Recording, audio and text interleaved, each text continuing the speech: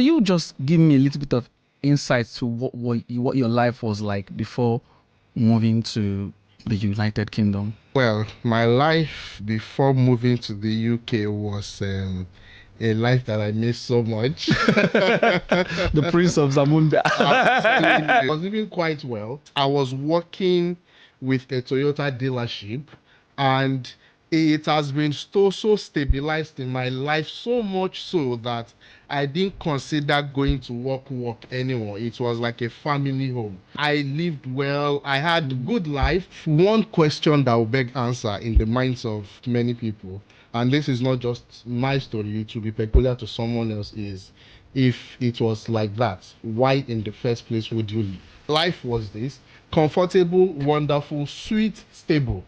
But how sustainable was that on the long run? What I was doing at the time did not plug in with what I want to do later. I needed to gain more knowledge, and this does not come with that level of comfort. If you are too comfortable, you might be dragging back without realizing. This was what gave birth to the ideology of relocating. Immigration that I have experienced is a reality where your CV go backwards and your responsibility go forward. When I came in, the hopes were high, the dreams were big. I was looking for career growth. I wanted to learn. Reality check number one, I didn't find a job. When you relocate, you are not just relocating with your luggage. You are relocating with expectations. And the truth is, those expectations will be totally different from your reality.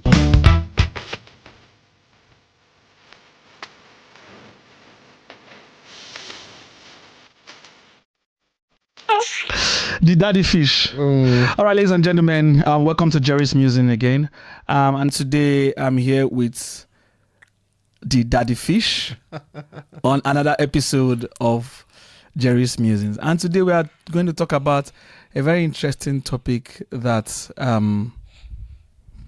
really, I think, is something that relates to both of us. Like you said.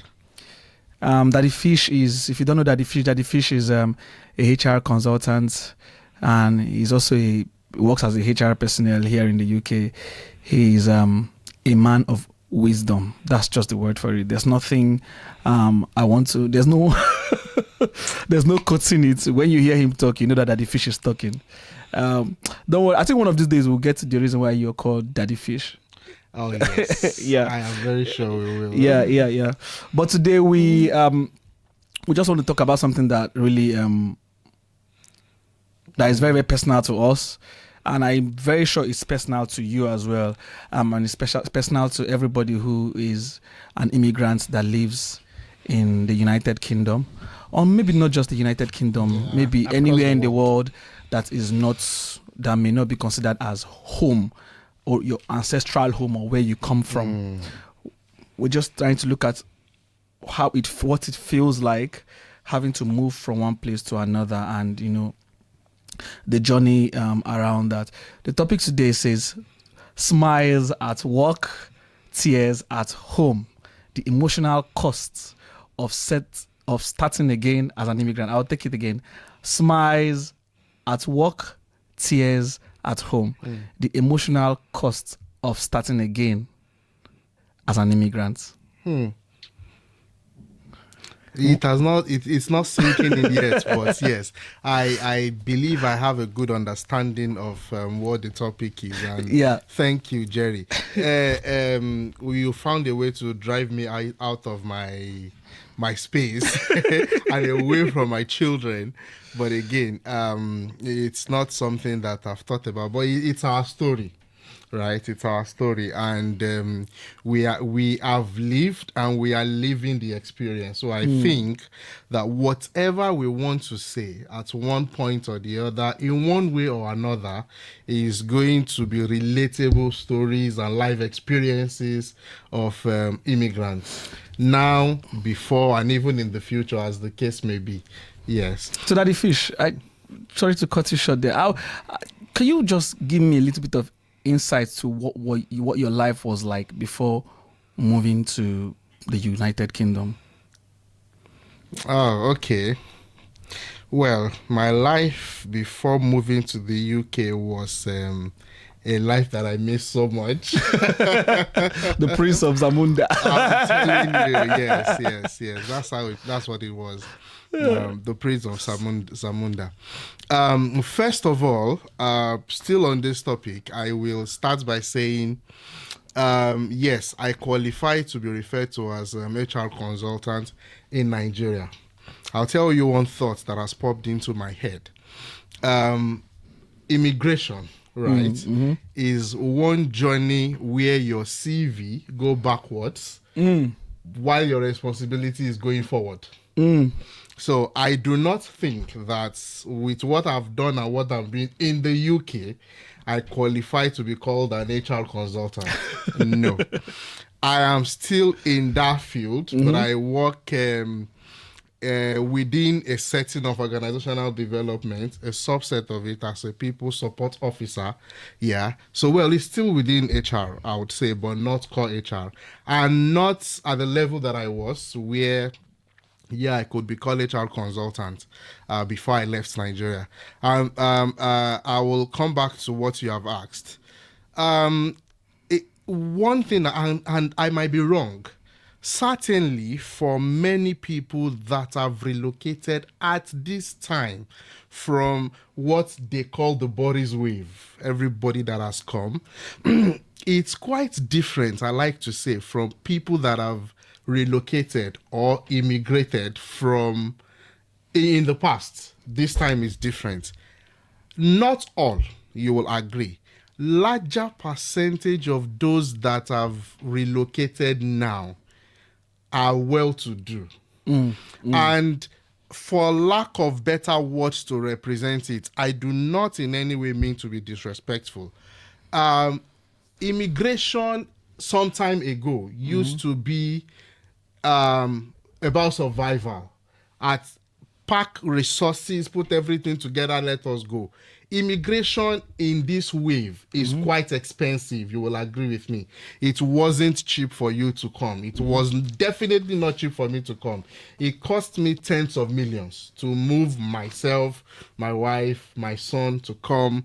Of course, we are not even going to the emotional pain and all of that people are not seeing, but it costs a lot financially. Then we'll talk about mentally, emotionally, and all of that. So I was living quite well. I was working, we've had history, we've built it. I was working with a Toyota dealership, and it has been so stabilized in my life, so much so that I didn't consider going to work anymore. It was like a family home. The journey that we have built, life was good. My organization valued me, valued my contribution. I lived well. I had good life, and I'll give you an example. I work in Lekki, and I lived at the time in Lekki. Now, to paint the picture, my regular working day is, and another beautiful thing, I worked with a manager that was more or less my mother. She took me like she gave birth to me. So there was no micromanaging, no looking over your shoulder. I can say where I worked is Jermaine, and it's like a home, right? So we were doing what we were doing, and I would get to work. I was not in a hurry to get to work. There was no pressure. So that's my life at the time. So I could get to work at 8 a.m., 9 a.m., 10 a.m. as the case may be. Just depends on what the job demanded or what also worked around me. And then I would, of course, work as much as needed, do everything that needed to be done for every growth of the organization, every result we had. It touched me and a lot of other people. You will feel it. And then at the end of the day, and this might be the case with many immigrants across the world that have come to the UK, but this is peculiar with Nigerians. We are happening guys. We know how to, quote and unquote, as to say, chop the life. So it is not ideal, not normal in my reality to close from work and go back home.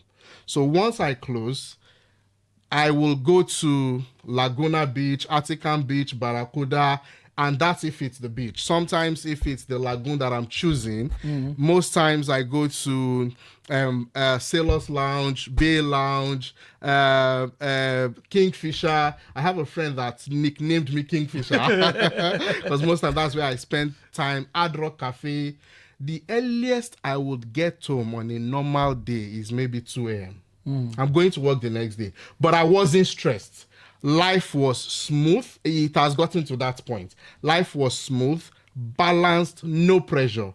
And then somewhere along the line, of course, I met my wife, I got married, but she knows me with that lifestyle. And she knows that sometimes, of course, before baby came, that's what we were doing. We would go to those spaces and sit and chill, enjoy the quiet whispering of the water, and then have nice coconut juice.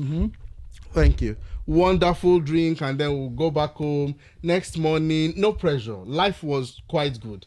It's not bad now, right? And there is growth, there is development, but that was better, I would say. And that's why sometimes there are lots in that lifestyle that I'm skipping, that I'm not talking about, just because, yeah, well, it shouldn't be show off. But yes, life was good. And yeah, we are here and we are still happy. There is still growth. The both worlds have what is special about them, and somewhere along the line, if we get to it, we'll talk about it. But to answer your question, I hope I'm able to capture it. That's how life was for me. And then I'll see the next question and maybe we'll talk about it. So, from what you have said, Yeah, you were living the Prince of Zamunda lifestyle. oh yes, I am. I enjoyed every bit of You it. were well valued. Yes. And you felt like the people saw your worth, and everything you did and everything that it did for you or the company did for you showed that they really saw your worth. And then it then brings me to want to understand, because I personally, the way it is for you may not be the same the way it is for everyone, it yes. is for me or for every other person. So, being the HR consultant, the guy who I know you worked with companies like Chicken Republic, Yes. and you also worked in Jamin and all that. Being that guy who was up there and then having to come down here and start again. Yeah. And starting again is not like you were up there, you start again up there. Starting again is like you're coming in and it's like starting afresh. Yes. I mean, mentally, how have you been able to cope and adapt yourself to that kind of lifestyle or situation of coming down, starting again, and start building again upwards? There are different strokes to that question. One question that will beg answer in the minds of many people, and this is not just my story, it will be peculiar to someone else, is if it was like that, why in the first place would you leave? Right? There are different reasons why different people leave. There is the dream.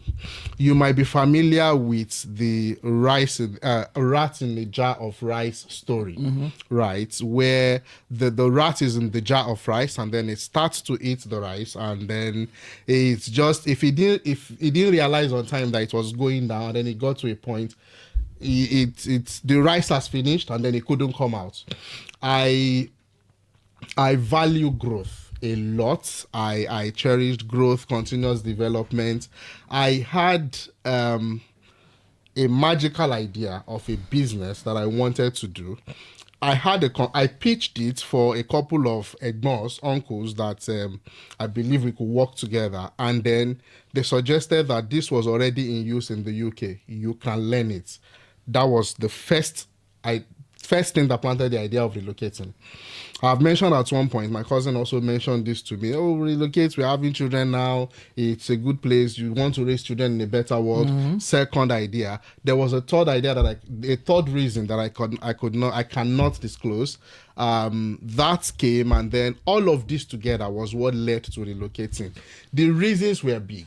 my life was this: comfortable, wonderful, sweet, stable. But how sustainable was that on the long run? What I was doing at the time did not plug in with what I want to do later. I needed to gain more knowledge, and this does not come with that level of comfort. If you are too comfortable, you might be dragging back without realizing. So this was what gave birth to the ideology of relocating. And then when I was relocating, of course, I had my dream, my expectation. No one would have perfectly captured or perfectly revealed what the experience would be like for me when I was living. So I made a lot of provision. As a matter of fact, I made provision for if relocation did not work, because I was not relocating out of desperation. I had resources that, okay, I could come back. And of course, I told you, I was working with, my manager was my mother. I could go back to that job. I had that confidence that I can always go back to that. But when I came in, remember what I said earlier, immigration that I have experienced is a reality where your CV go backwards and your responsibility go forward. And I will say it in form of my practical story, which might be applicable to many people. When I came in in February 2023. And then, of course, the hopes were high. The dreams were big. I was looking for career growth. I wanted to learn. I wanted to achieve that stability and everything. I looked for a job. Of course, I had to start working. I didn't get, first of all, reality check number one, I didn't find a job for the first, I came in the first week of February. There was no job for the whole of February, no job for the whole of March. And then I got my first shift as a healthcare support worker in a mental care home on the 3rd of April. And then that first job, you know how in certain climes, I have actually even been praised for my fluency in English language. I don't know if I'll be local champion. My goodness, Jesus. When I got into the setting, I mean, I had to do a couple of trainings, did that. I was able to manage because it's controlled environment. Then I had to work directly with service users. And the same English that I thought I understood perfectly well, it was coming in like bitters in my ear. You know, when they were talking, I wasn't hearing, and that led to my second reality check. I had first-hand experience of racism with service users. Serious abuses. You monkey, you this, you that, oh fuck off, get out. And I don't know how to express it, but for anyone that might have experienced that, it unfortunately is part of the learning, it's part of the growth. It's not welcomed in today's world. Even in this part of the world, they don't encourage, they frown at it. But that happened. And I was shocked. I felt bad. It dawned on me that you've left that space. You are now in a new reality.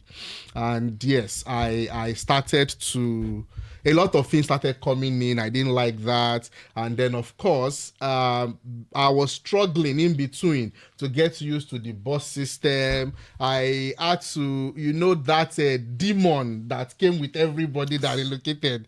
Every money you want to spend, you convert naira to pounds. That did me subconsciously. And I remember fast forward to when my wife came in, and in the middle of the night, I couldn't sleep. And she woke up and said, "What are you doing?" I said, "I was just trying to calculate how this money will be enough till the end of the month." And she said that since she met me, she's never seen me calculate money before. Yeah, that's what she said. That she's never seen me sit down and say, what is... Not that I didn't do it, but I wasn't worried about my finances. I had it under control. But now, of course, everything is... And I still do it till today. Everything, you have to look at it and what worked before the month ends. Otherwise, there's trouble somewhere. You're going to get thrown out of the house. So... yeah, all of these things, it just tells me one thing.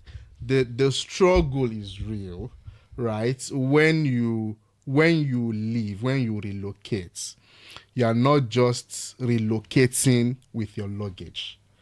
You are relocating with expectations. And the truth is, those expectations will be totally different from your reality. And what we should just know, many of us have passed that stage, but like one of my favorite musicians, Olamide Bado, said, for every level, there's a different devil. We are still struggling with another one now, and then we'll struggle with another one later. We will get on with this thing until the stability will truly come in. But for now, we just keep going. Yeah. You know, you talked about the culture shocks you experienced. You know, we're talking about the smiles and the smiles at work and the tears at home, and it just brings me to my own experience coming to this country. Definitely, I work in the healthcare sector. You know, and you work in the healthcare sector. Yes. You meet different patients every day or different services every day, and then you also have your colleagues at work. You understand? And you're not the same. We are not the same culturally and all that. No, and then we're not. some patients will be like, can you, I'm a radiographer, a patient will look at you and tell you, and please, can you get me a proper radiographer to attend to me? And you'll be like, whoa, what is Paul talking about? So those little snide remarks that they make, and those little things they make, coupled with the fact that you're working a 12-hour shift, you're stressed at work, from that your rota is changing every time, and then while you are going about doing that, it just feels like it starts reminding you that you're not from this environment. Yeah. You know, that's that thing where you start feeling like, I don't know if it happens, but sometimes it makes you feel like you're a second-class citizen in this. Yes, it happened. It happened. Sorry, Jerry. A service user at the time when I started working, I was still schooling, of course, they're working as a healthcare support worker, asked me, can you get me... No, asked for a cup of water. I was just the only one beside. And then I went to get it. I brought it. And she threw it back at me and said, no, I didn't mean you should get me. You get someone that will get me a cup of water. Like, you are not good enough to get me a cup of water. And these are our experiences. All across, many people have had similar experience to this. You know what kills me the most is having this experience, and then you have to worry about visa pressure, all of that, all the costs, and then there are still people that are insensitive, dishonorable, disrespectful, bringing additional avoidable pressure to you without considering the impact of what you are dealing with already. They are there, and then they are adding to it, moving goalposts in the middle of the matches. This is what we've agreed, but it's not going to happen. Well, the question is, so how does one deal with these kind of situations? Because it's always I still remember one of these. I was just work. My wife and I, we went. I don't know if I've ever said this to you. We went for antenatal. I think it's antenatal. They call it maternity check back, and then coming out was racially abused by this full-blooded racially abused by this man on the streets. I'm not talking about just abuse. This is assault. In fact, he almost smashed my car. Was true.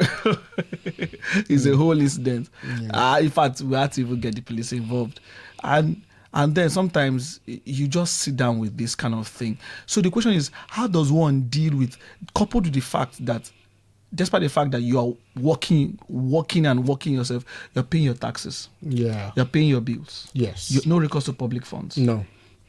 Was it even part of our plan? No. Did I know it existed? Exactly. So I didn't know. No recourse to public funds. You go to work. You do your job. Personally, when I was coming to this country, for me it was like an elevation. I was celebrated where I was coming from. You understand? I was like more like the head of. I was chief radiographer. I was like more like deputy clinical lead. I was clinical lead.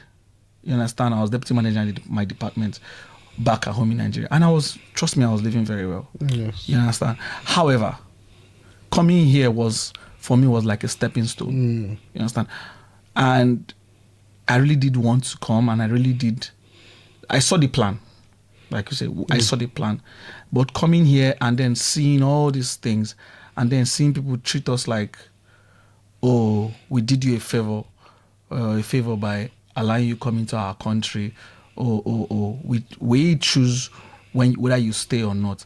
How do we now, as immigrants, what is our response, and how do we deal with such situations? Because it's not enough for one to say, oh, this is not nice, this is disrespectful. How do you deal with it mentally and even otherwise?